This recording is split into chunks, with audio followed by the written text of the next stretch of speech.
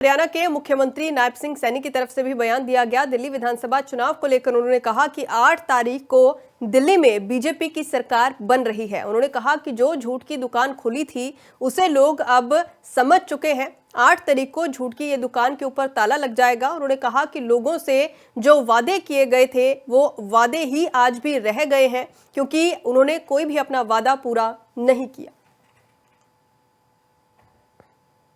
Bharatiya Janata party की सरकार बन रही है और वहाँ जो झूठ की दुकान पिछले 10 वर्षों से खुली हुई थी, लोग अब उसको समझ चुके हैं और 8 तारीख को झूठ की दुकान पे ताला लग जाएगा। जो वायदे वहाँ के लोगों से किए थे वो खाली वायदे ही रहे, उनके ऊपर काम नहीं हुआ। काम अगर हुआ है, उन्हें अपने लिए काम किया है, जनता के लिए कोई काम नहीं किया। दिल्ली के लोगों को आज भी पीने का 10 वर्षों के अंदर गंदा पानी मिल रहा है। उनके सीवरेज ओवरफ्लो हो रहे हैं।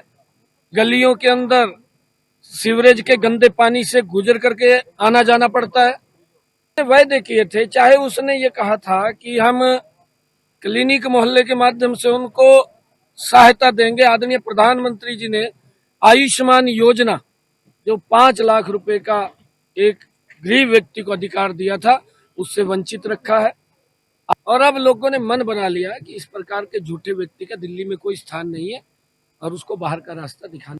हरियाणा के मुख्यमंत्री नायब सिंह सैनी की तरफ से भी बयान दिया गया। दिल्ली विधानसभा चुनाव को लेकर उन्होंने कहा कि 8 तारीख को दिल्ली में बीजेपी की सरकार बन रही है। उन्होंने कहा कि जो झूठ की दुकान खुली थी उसे लोग अब समझ चुके हैं। 8 तारीख को झूठ की ये दुकान के ऊपर ताला लग जाएगा। उन्होंने कहा कि लोगों से जो वादे किए गए थे वो वादे ही आज भी रह गए हैं, क्योंकि उन्होंने कोई भी अपना वादा पूरा नहीं किया। भारतीय जनता पार्टी की सरकार बन रही है और वहाँ जो झूठ की दुकान पिछले 10 वर्षों से खुली हुई थी, लोग अब उसको समझ चुके हैं और 8 तारीख को झूठ की दुकान पे ताला लग जाएगा। जो वायदे वहाँ के लोगों से किए थे वो खाली वायदे ही रहे, उनके ऊपर काम नहीं हुआ। काम अगर हुआ है, उन्हें अपने लिए काम किया है, जनता के लिए कोई काम नहीं किया। दिल्ली के लोगों को आज भी पीने का 10 वर्षों के अंदर गंदा पानी मिल रहा है। उनके सीवरेज ओवरफ्लो हो रहे हैं।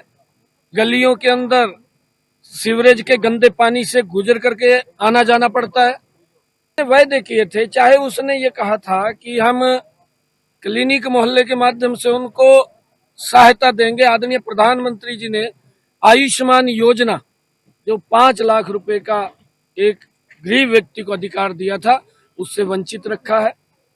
और अब लोगों ने मन बना लिया कि इस प्रकार के झूठे व्यक्ति का दिल्ली में कोई स्थान नहीं है और उसको बाहर का रास्ता दिखाना।